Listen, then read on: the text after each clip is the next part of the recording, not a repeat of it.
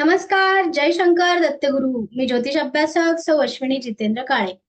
दिनांक 22 फेब्रुवारी 2024. सुंदर योग, गुरुपुष्यामृत योग हा आपल्याला मिळत आहे. ज्या दिवशी चंद्राचं भ्रमण हे शनीच्या पुष्य नक्षत्रातून होतं, कर्क राशीमध्ये चंद्रभ्रमण होत असतं आणि हा वार गुरुवार असतो.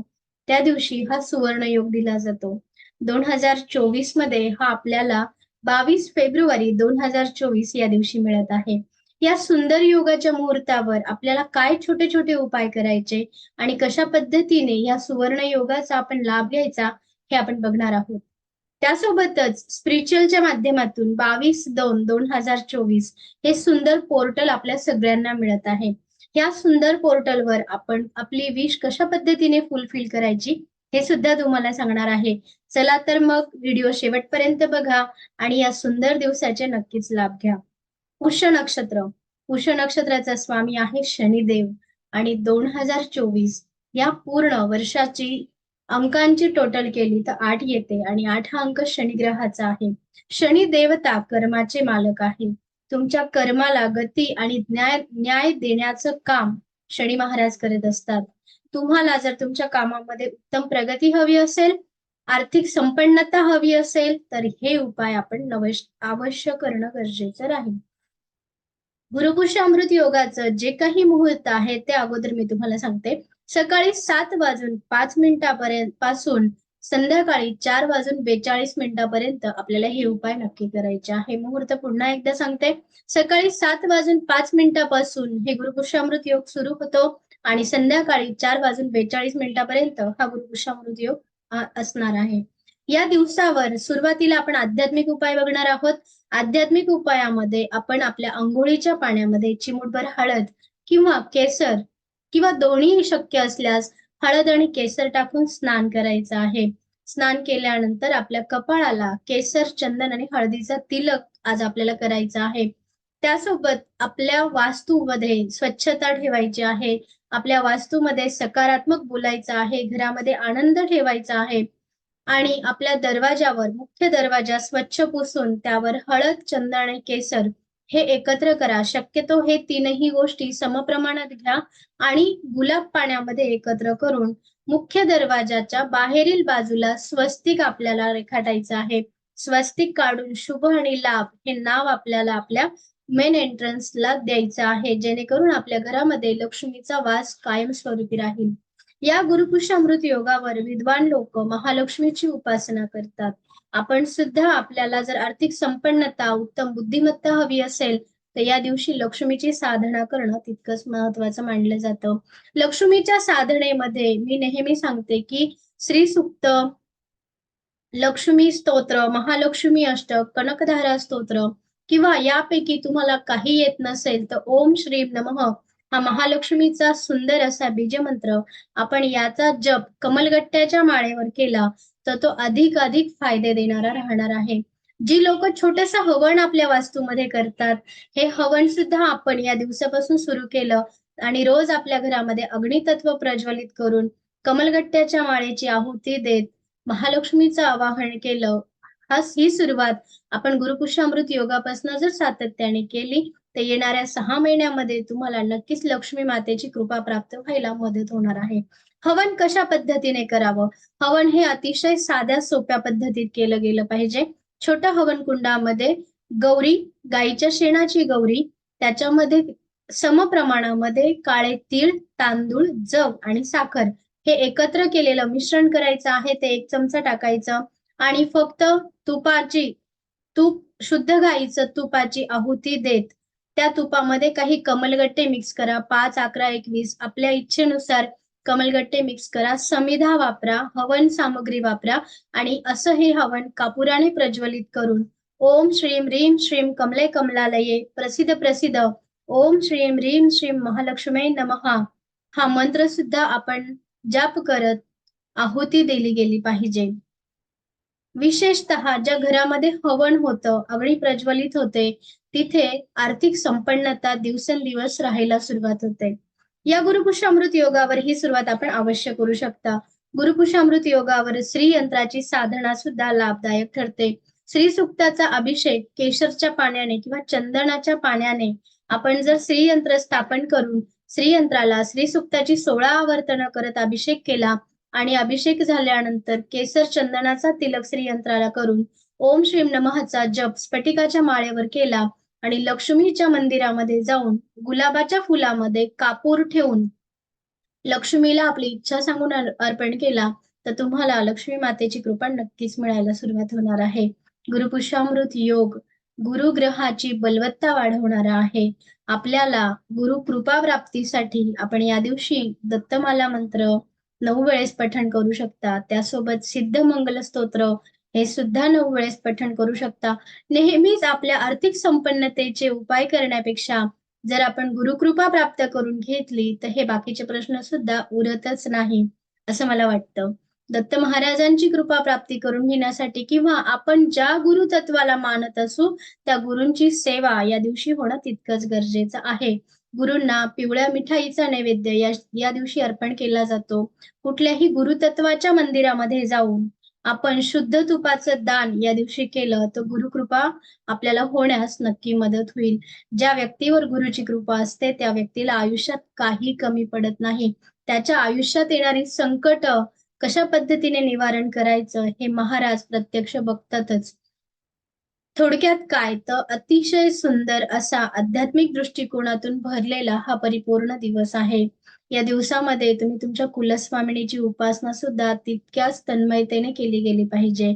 आपल्या कुलस्वामिनीला केशर मिश्रित खीर, मखाण्याची खीर या दिवशी नैवेद्य दाखवून कुलदेवतेचं जे काही स्तोत्र आहे ते तुम्ही पठण करा.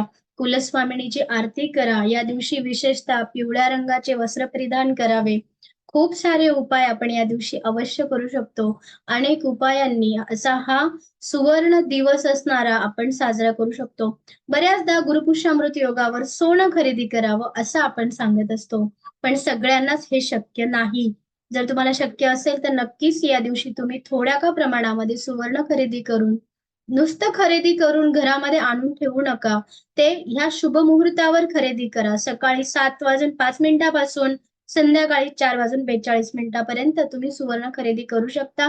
सुवर्ण खरेदी केल्यानंतर त्या सुवर्णाला चंदनाचा अत्तर लावा. आपल्या वास्तूमध्ये आणल्यानंतर सफेद अखंड तांदळावर ते स्थिर ठेवा आणि श्रीसूक्त किंवा महालक्ष्मीचा मंत्र म्हणत त्याला एनर्जी द्या किंवा त्याला सिद्ध करा आणि नंतर ते आपल्या तिजोरीत ठेवा. ते वर्षानुवर्ष तुमच्या घरामध्ये सुवर्णाची बरकत घेऊन राहणार असेल. जर तुम्हाला सुवर्ण आणणं शक्य नसेल हरकत नाही. या दिवशी तुम्ही शुद्ध तुपाची खरेदी करू शकता. केसर या दिवशी अवश्य खरेदी करा. चंदनाचा अत्तर खरेदी करा. हिना अत्तर खरेदी करा. दत्त महाराजांच्या मंदिरामध्ये हिना केसर अत्तराचं अवश्य दान करा. भीमसेनी कापुराचे दान तुम्ही धर्मस्थळी केलं गेलं पाहिजे.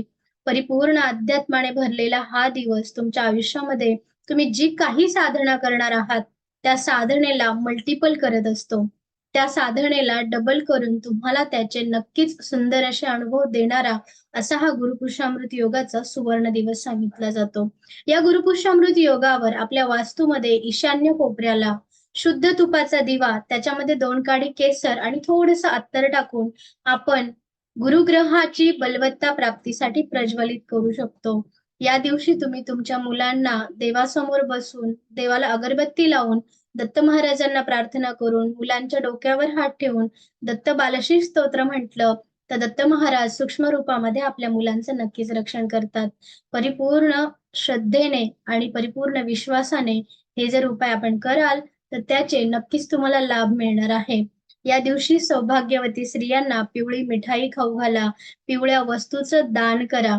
विशेषतः ज्या लोकांना खूप कर्ज आहे अशा व्यक्तींनी केसरचं दान आणि गुळाचं दान यथाशक्ती यथाभक्ती आपण केलं गेलं पाहिजे. या दिवशी शिव उपासनेला सुद्धा तितकंच महत्व आहे. केशर मिश्रित पाणी महादेवाला अर्पण केलं आणि महादेवाच्या मंदिरामध्ये बसून दारिद्र्य दहन शिवस्तोत्राचा जर आपण पाठ केला तर तुम्हाला शिवकृपा होण्यास नक्कीच मदत होईल.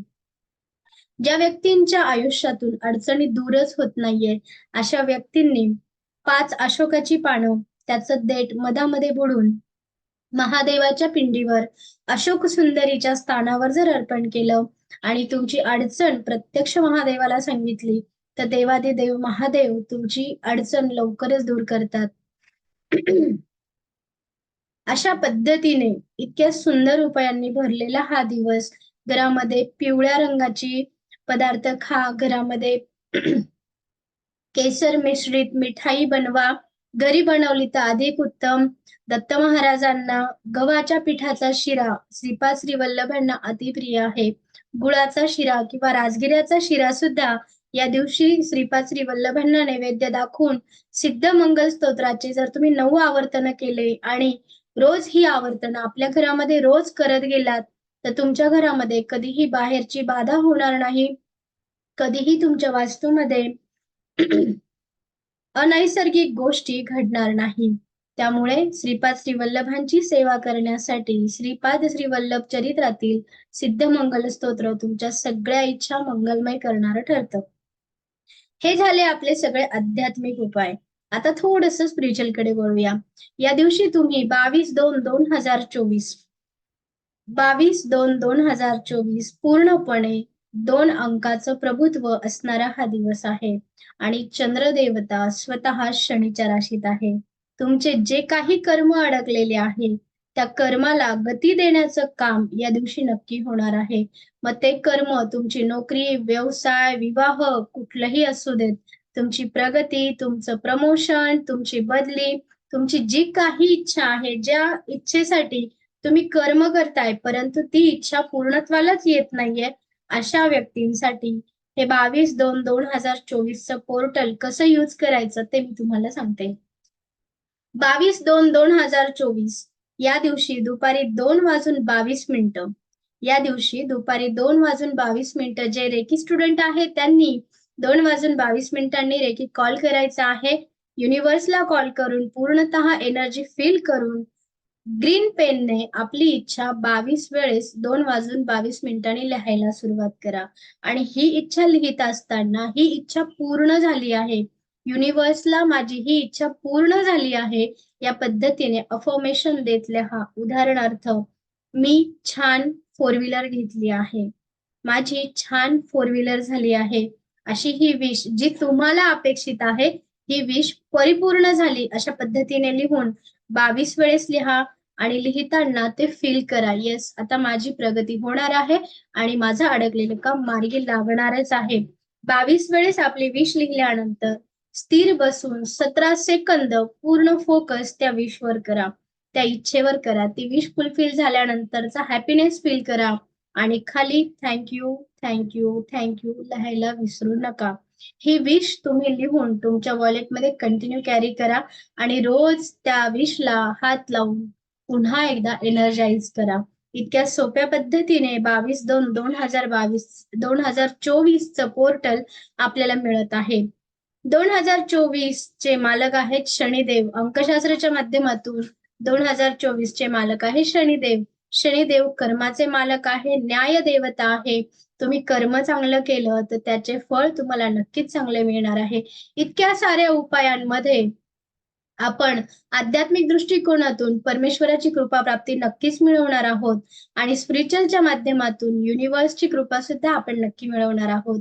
या दिवशी विष्णूची उपासना अवश्य करा. श्रीहरीची उपासना करून नंतरच लक्ष्मीची साधना करा. जिथे लक्ष्मीची उपासना फक्त केली जाते तिथे लक्ष्मी दीर्घकाळ स्थिर नसते, परंतु ज्या ठिकाणी श्रीहरी विष्णूचे स्मरण करून माता महालक्ष्मीचं आवाहन केलं जातं तिथे विष्णू सहित लक्ष्मी सदैव आपल्या वास्तूमध्ये स्थिर होण्यासाठी तयार असते. घरामध्ये छान गुलाब अत्तर शिंपडा, घरामध्ये छान दालचिनी पावडर स्प्रेड करा. खूप सुंदर असा दिवस आहे. आनंदी राहा, आनंद द्या, सकारात्मक राहा, सकारात्मक विचारांची देवाणघेवाण करा. कृपया या गुरुपुष्यामृत मुहूर्तावर कुणीही उधार पैसे मागू नका किंवा कुणीही उधार पैसे अजिबातही देऊ नका. या दिवशी जर तुम्ही उधार पैसे द्याल तर तुमची लक्ष्मी तुमच्याकडनं दूर होऊन जाईल. या दिवशी तुम्ही दुधाचं दान करा. ज्यांच्या पत्रिकेमध्ये चंद्र बळ कमकुवत आहे अशा व्यक्तींनी दूध नक्की दान करावं. खूप सारे उपाय आणि खूप सारे लाभ देणारा हा सुवर्ण योग आहे. या सुवर्ण योगाला तुम्ही तुमच्या आयुष्यामध्ये भरभरून फळ घेण्यासाठी या उपायांपैकी तुम्हाला जितके उपाय शक्य होतील तितके उपाय करा. घरातील ज्येष्ठ व्यक्तींचा मान सन्मान द्या. घरातील ज्येष्ठांना सुद्धा पिवळ्या रंगाची मिठाई खाऊ घाला. मारुती मंदिरामध्ये ज्यांना बलाची कमतरता आहे, ज्यांचा आत्मविश्वास कमी आहे, अशा व्यक्तींनी मारुती मंदिरामध्ये जाऊन पिवळी मिठाई किंवा इमरती हे मारुतीला नैवेद्य दाखवा. किती सारे उपाय, किती सारे फायदे. असा हा सुंदर दिवस आपल्यासाठी येतो आहे 22 फेब्रुवारी 2024 ला. चला तर मग या सुंदर दिवसाची सुरुवात अतिशय सकारात्मक पद्धतीने करूया. आणि कुठेतरी आपली मनस्थिती बदलली की परिस्थिती नक्कीच बदलते, हे मात्र लक्षात ठेवा. आनंद द्याल, आनंद मिळेल. हे वाक्य लक्षात ठेवून मी आपली रजा घेते. पुन्हा एकदा भेटूया अशाच छानशा नवीन माहिती सहित. तोपर्यंत आनंदी राहा, सकारात्मक राहा. जय शंकर दत्तगुरु.